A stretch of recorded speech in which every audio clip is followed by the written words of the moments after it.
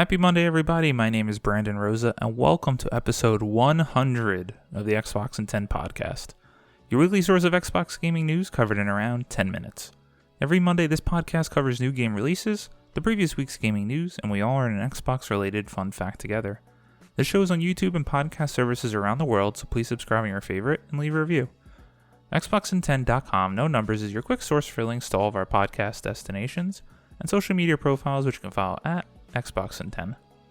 To start, let's talk game releases. The big games out last week were MLB The Show 21 and Near Replicant version 1.2247448713.9. The games coming out this week include Cybernetically Muffed, Before I Forget, R-Type Final 2, and Protocol.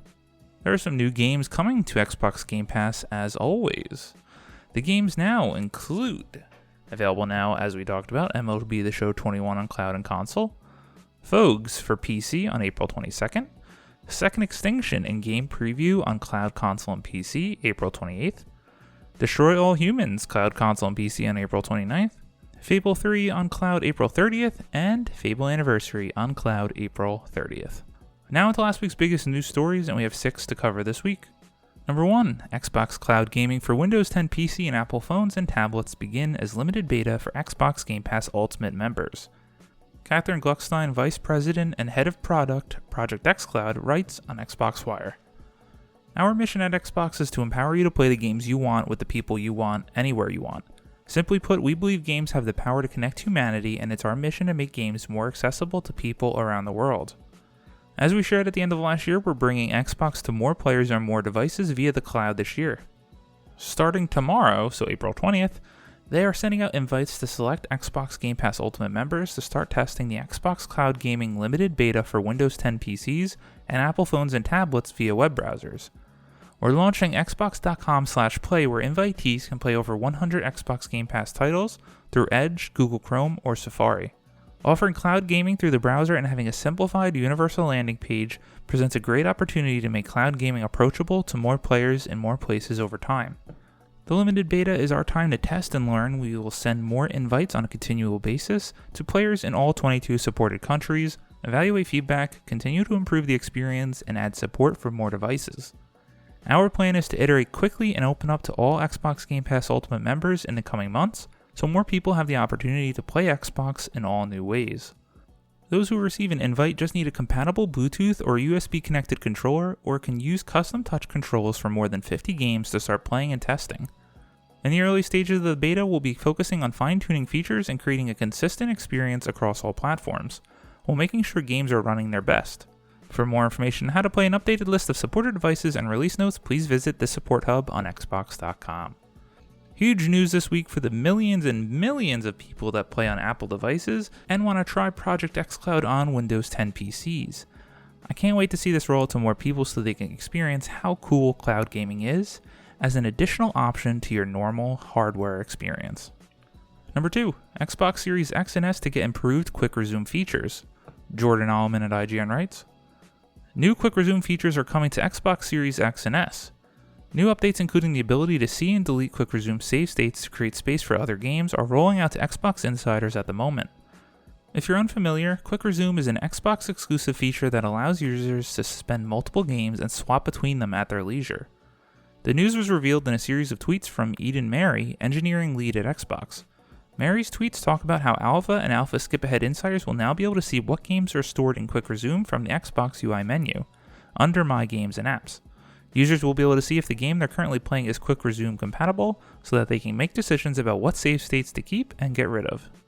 Xbox Insider updates are released in a testing capacity, but it's usually not too long before they roll out to all users.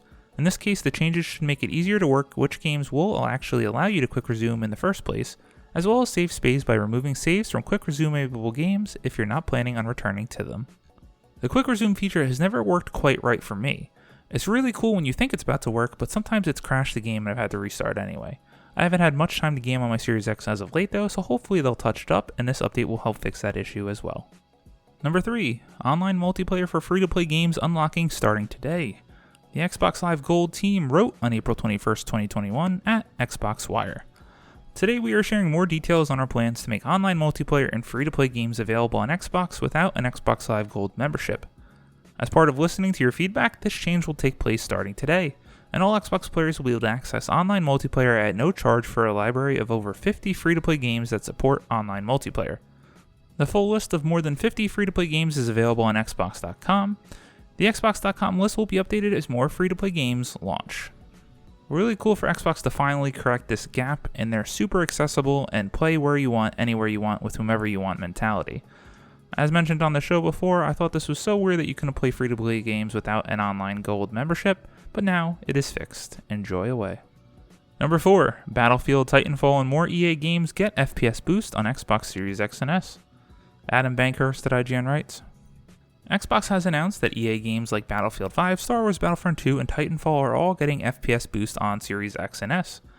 Announced on Twitter, 12 EA games will be getting support for 120Hz, while Sea of Solitude will see an increase to 60Hz.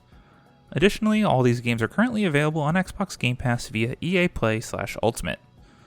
The full list of games getting FPS boosts are as followed: Battlefield 1, Battlefield 4, Battlefield 5, Mirror's Edge Catalyst, Plants vs. Zombies Garden Warfare, Plants vs. Zombies Battle for Neighborville, and Plants vs. Zombies Garden Warfare 2, Sea of Solitude, Star Wars Battlefront 1, Star Wars Battlefront 2, Titanfall, Titanfall 2, and Unravel 2. To ensure you're taking advantage of FPS boost, make sure your console is up to date and that you've rebooted your system.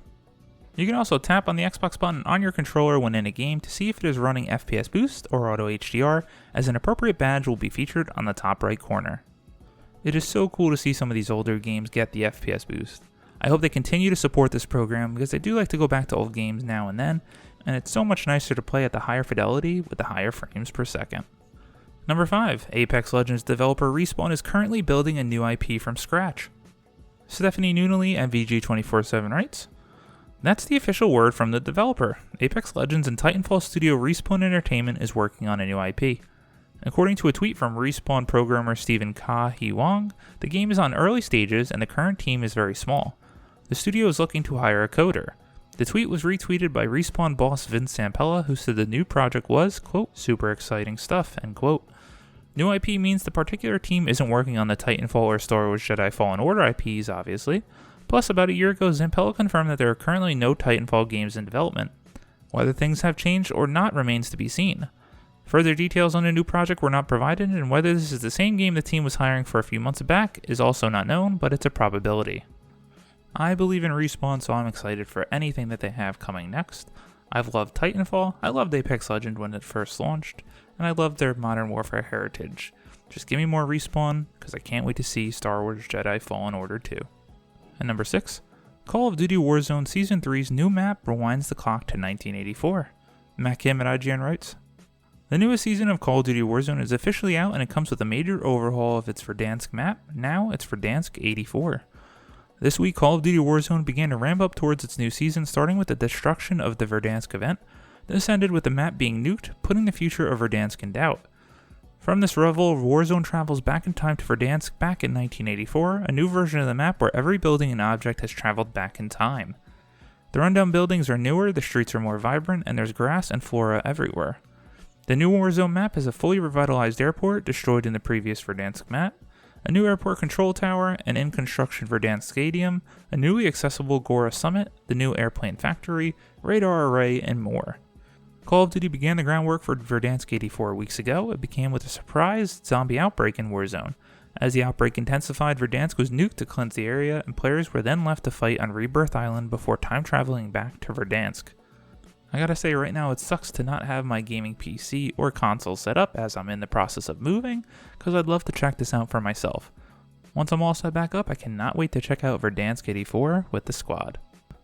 As always, we end our show with a fun fact about Xbox, and this time I thought we would talk about what all those free-to-play games were that you can now play without an Xbox Live Gold membership.